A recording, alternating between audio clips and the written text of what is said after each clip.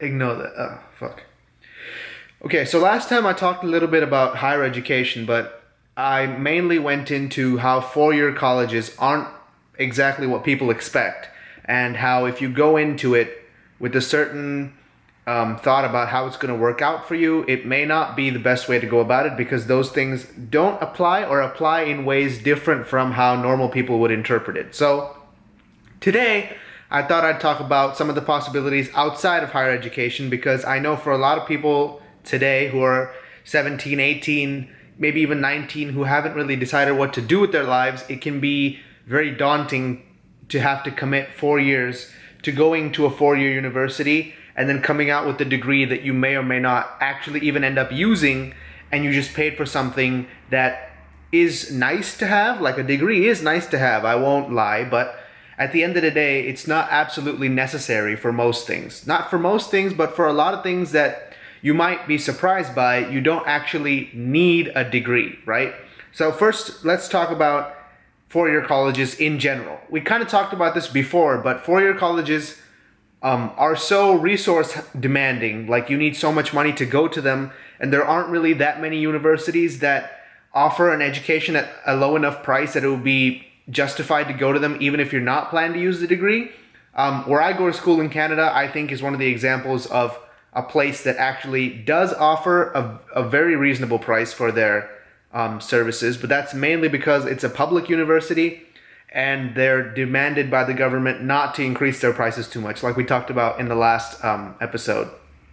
But for most people, I think especially if you're in the United States, or considering going to the United States, then it becomes even more expensive. International students, I probably should make a whole nother episode about this because just the international conundrum of where to go for college is so big and something that I've had to go through myself, and I don't think it gets talked about a lot, so I think I might talk about that in a different one. But today we're talking about alternatives to four-year colleges.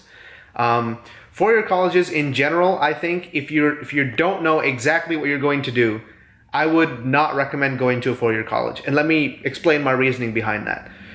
If you don't know exactly what you're going to do, I know some people actually disagree with me very heavily here, and they'll be like, if you go to a four-year liberal arts college, then it's actually a good idea because you get such a rounded education that no matter what you decide to do, you will get some preparation for eventually. Like, whatever you end up doing, some part of your liberal arts degree will apply to it, is the justification that they give. And my defense of this would be, yes, and that would be very nice if college was free and everyone could afford to go to it, but that's not the case.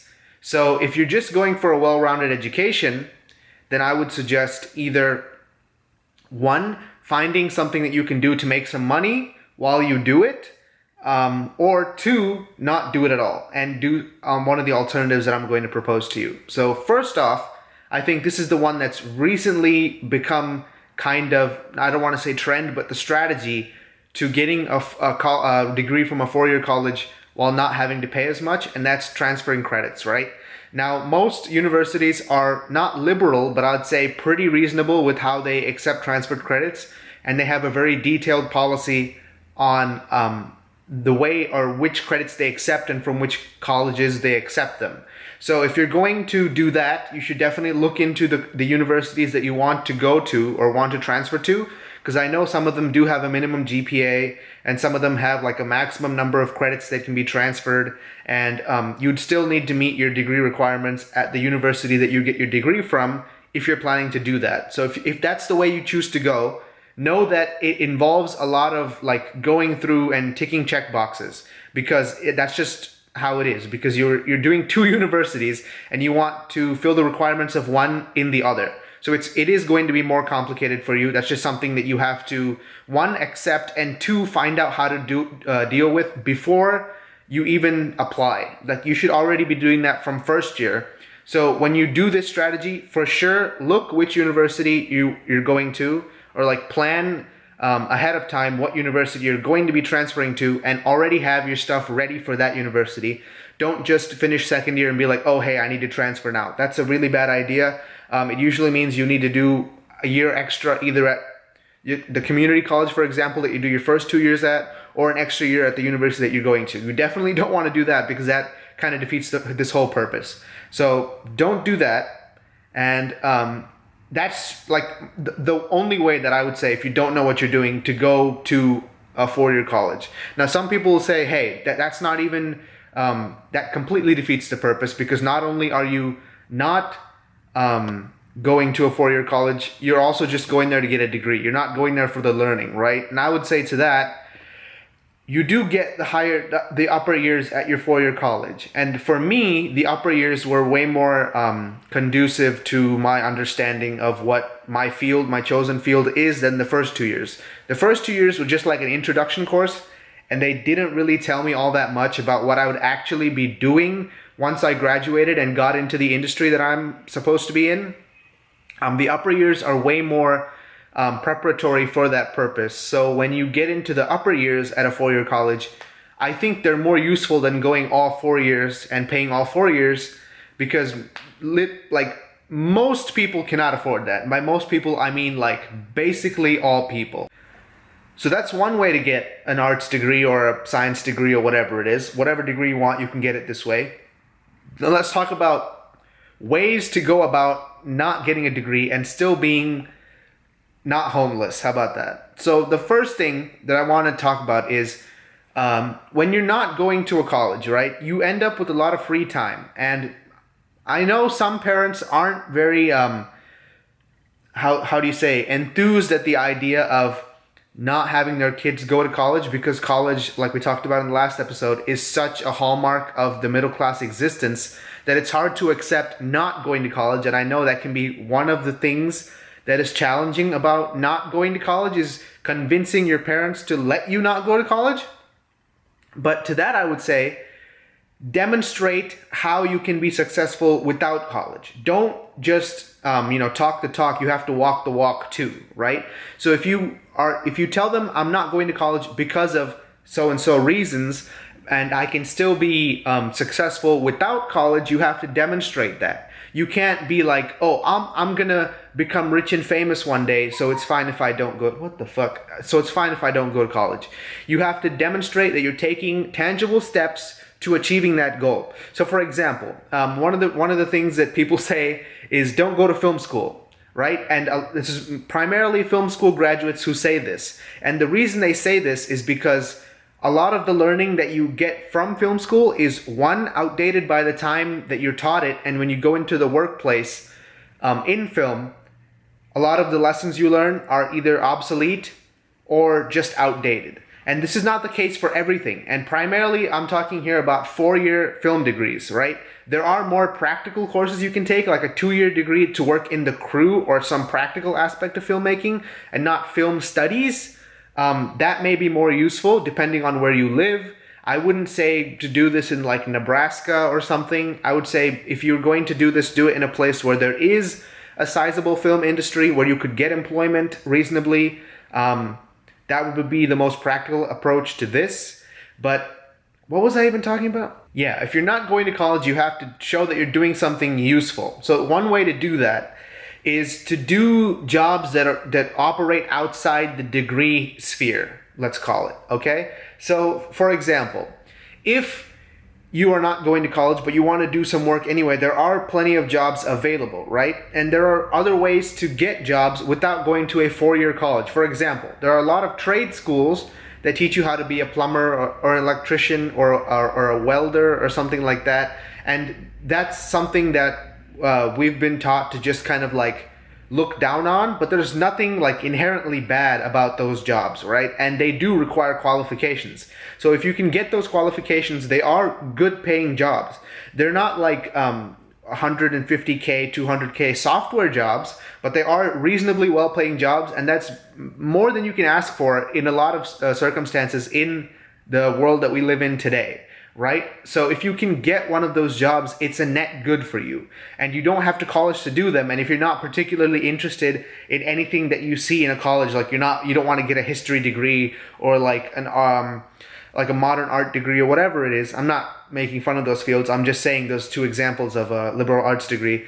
If you don't want to get those, there are other ways to make money. You don't have to go to college to make money. That's not a thing, right? And I know that this is like a cliche that gets thrown around, like, oh, you don't have to go to college, just be a plumber or whatever. I'm not saying it's easy to be a plumber. That's not what I'm saying at all. I'm just saying because these fields are so like counterintuitive to the majority of people, there are openings in them. So if you wanted to, you could do that feasibly, and there are avenues for you to do that. So it's not like there's like a limited number of jobs available. There are many jobs available, you just have to go and find them. That's just one way to like operate outside the traditional four-year school structure and still be successful. Now there's other ways to do it. And these are more like grassroots, like bootstrap type ways. And this is primarily if you want to be in a creative field of some kind. Like Craigslist, I think, is a resource that gets not mentioned not enough, basically. If you're interested in any type of photography, any type of like videography, any type of like video editing or anything like that, there are always people looking for these things on Craigslist. And one way to go about this, if you're like a raw beginner, is first, don't work for other people. Like make stuff yourself, like focus on improving your skills, like until you can take reasonably good photos, until you can take reasonably good video, and you can like show people and they'll be impressed with what you've done by yourself, right? That's step one. Once you've done that, the next step is to like go on Craigslist, and there are always people be like, will you work for me for exposure? Will you work for me for like $10? Will you work for me like for free, right? These people are not who you want to be pursuing later on in your freelancer career, but at the very beginning, they can be very useful to you because they're so unwilling to like fairly compensate a professional, they'll be willing to let pretty much anyone work for them, right? You still have to have a reasonable amount of skill. Like you can't be picking up a camera for the first time and going and shooting someone's performance at a club or whatever like that. That's probably not a good idea. You should have some level of skill that can be marketed as like, hey, I have at least these photos of like a tree and a flower or something you can show them. And then once you have this, I'm just using photos as an example, as you'll see when we move later on. Once you have that, then you go and you work for them, and then you get pictures of like an actual event, like a concert or like some kind of like a birthday or something like that. And then once you've done that, then you can move on to the next level. Once you built up like a reasonable portfolio or a reasonable role of like all the things that you've done and that are like impressive enough. And if you're a video editor, you don't need to do any of this. You just have to like get clips from the internet and then edit them together. Like one that I've seen a lot of editors use is sports action clips, like GoPro and companies like that. When they put out their trailers on the internet, they include a lot of sports footage.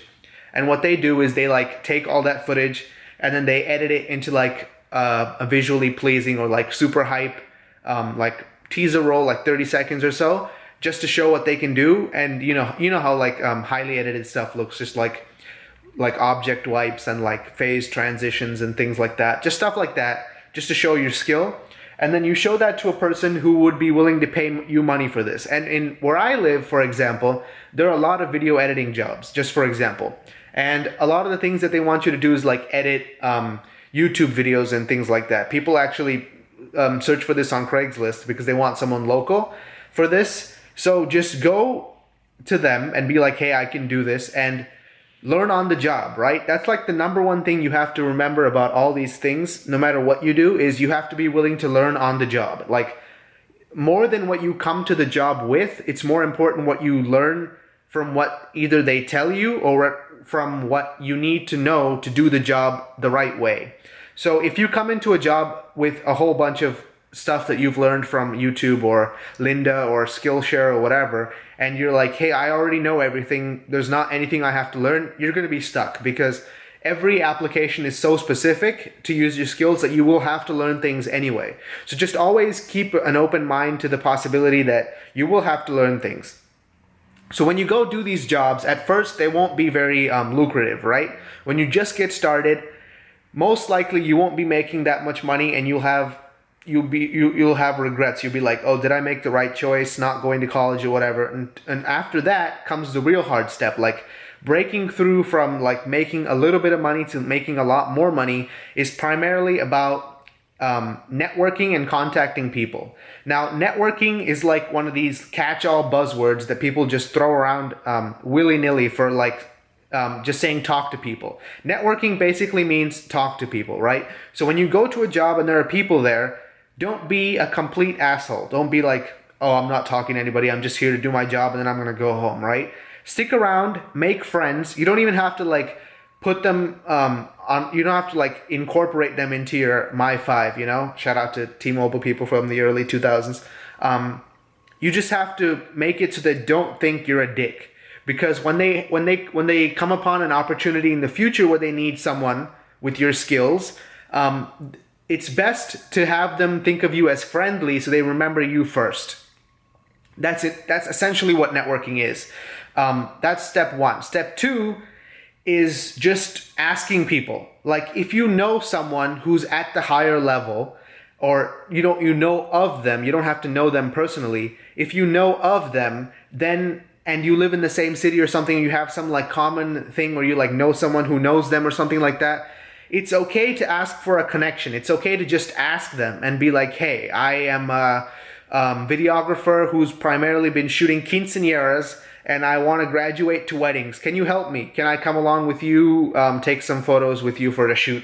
Something like that. Because that is the next step that you need to take. And there is some like gatekeeping. There is like a gap between that like just earning money level and that like paying your bills level. And that is something you'll have to cross. And when you cross it, sometimes it can be hard to cross at all. For example, the first time you cross it, that will be the best time of your life probably, because that means that you've graduated from just doing the bit jobs to doing like sizable paying jobs. So once you've crossed that gap, you're not home free, but you're okay. You're not like completely fucked, because then you should be making decent enough money to pay your bills, and it won't be a great income, but you're on your way to just having a career that you can reasonably justify, right? Now, this isn't the easiest way to go about things. When you do things this way, it is harder and it requires more proactive initiative action from your part. Like, you have to go out and find things to do. Things won't be presented to you. Like, if you go to college, you just take your classes and you'll get a degree. But you're not going to make any money during college when you're doing the degree, right? Unless you have a job or whatever. I'm not talking about that. I'm talking about when you're in college, they don't teach you how to make money, how to be proactive. Or generally they don't. At least not in 4-year degrees they don't. I can say that from first-hand experience. So if you're bootstrapping your career, you're going to have to put in more work. Now, if that sounds like not a good option for you, or if you know yourself and you're like, hey, I'm not a proactive person, I'm not a self-starter, as they say, I'm just a person who likes to do the work that I'm given, then I would say pursue something where work will be given to you, because in this field, work will not be given to you. You'll have to go and find the work for yourself. Now, I primarily talked about like video editing and photography and videography, but this applies to a lot more things than that, right? There are a bunch of other freelance services that follow the same basic model that I just described. You have to go find work first, and then convince people that your work is worth paying for, and then find people who are willing to pay for the quality of work that you do, right? So the first thing, the most important thing, is the quality of work that you do. That's the thing that you will use to justify to people that they should pay for this and that it just shouldn't be free. Now, just to list some examples, and something that's very important here in Canada, and I actually knew a lady who used to do this, is translation.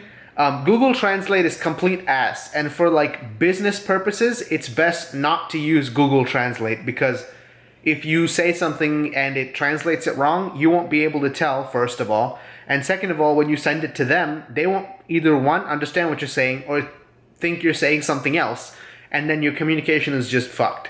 So there are professional translation services that do this. If you're bilingual, this might be something you could look into.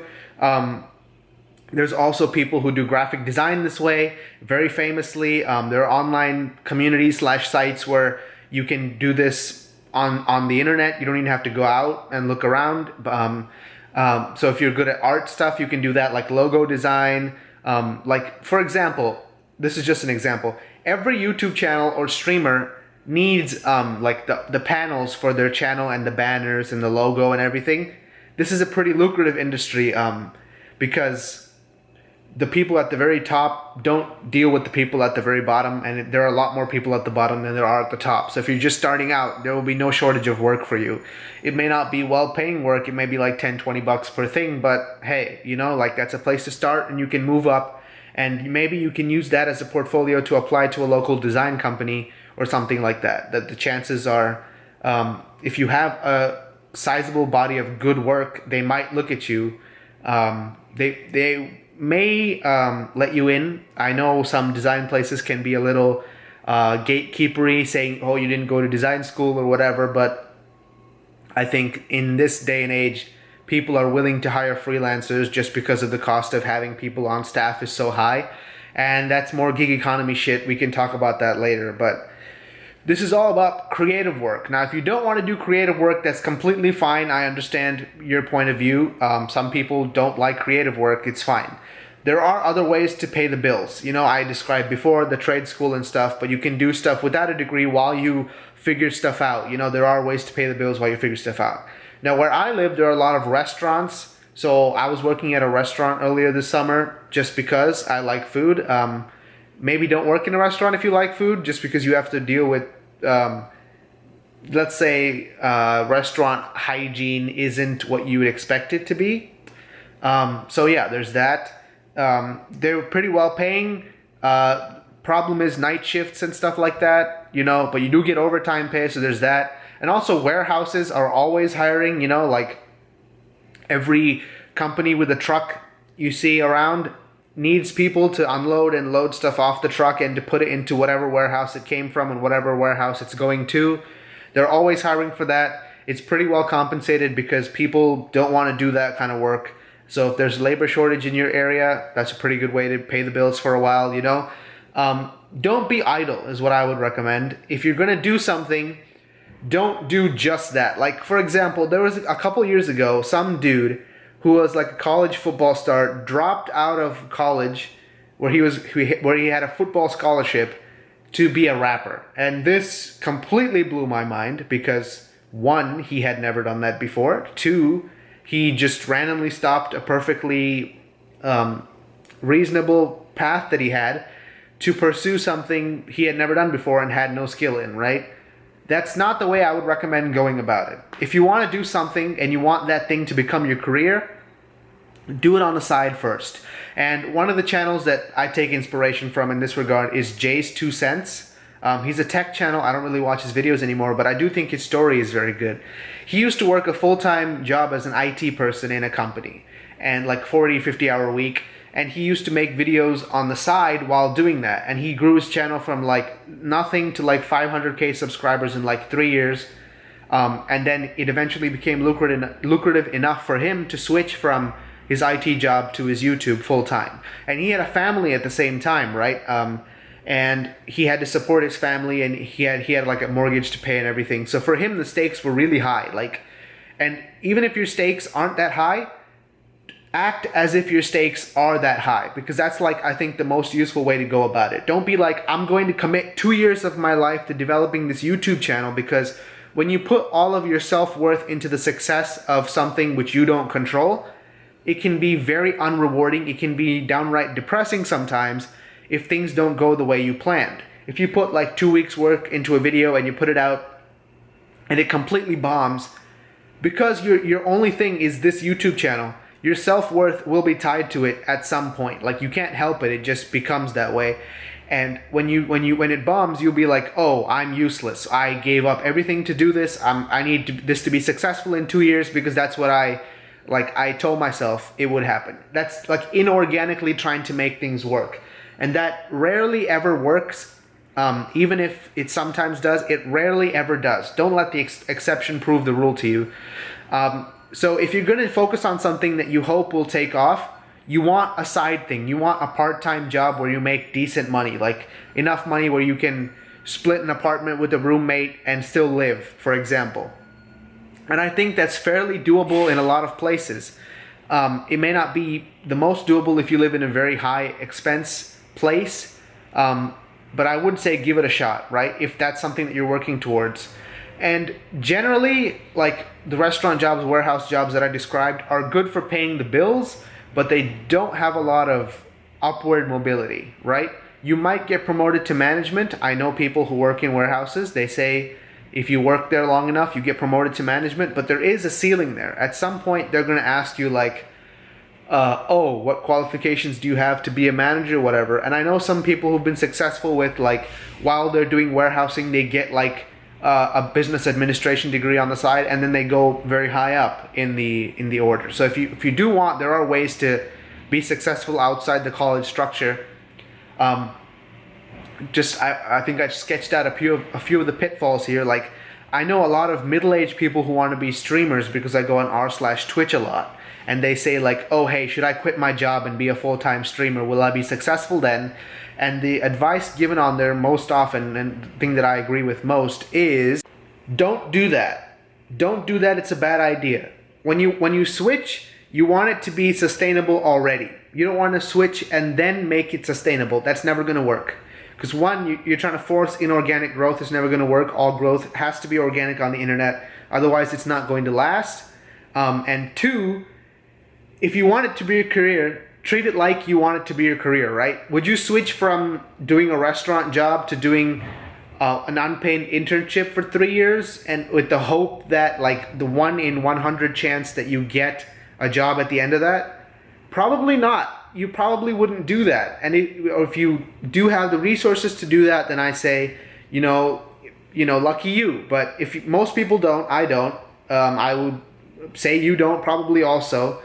So if you're gonna make it your career, treat it like a career. You want it to be making you something before you just switch to doing it full time. And there is some merit to doing that. Like some people, they can't do two things at once. They struggle with working and doing something else at the same time. And for those people, I would say, okay, that's fine.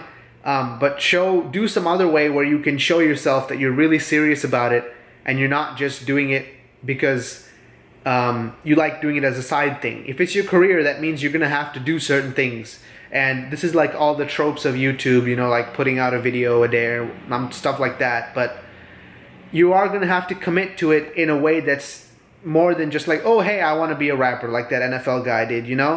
That's not the most productive way to go about things. I hope this video has been useful, just because ever since I was like 16 or 17, people have been asking me nonstop how to go about higher education. It's something that I've looked into a lot, because as an international student, that's just something you have to do, especially as an international student who doesn't have unlimited resources. So to all you international students out there, I'll probably make a part 3 on this, going into more about that. But I hope this has helped a little bit with how to go about doing things outside of the traditional system. Yeah, okay. So, yeah, peace.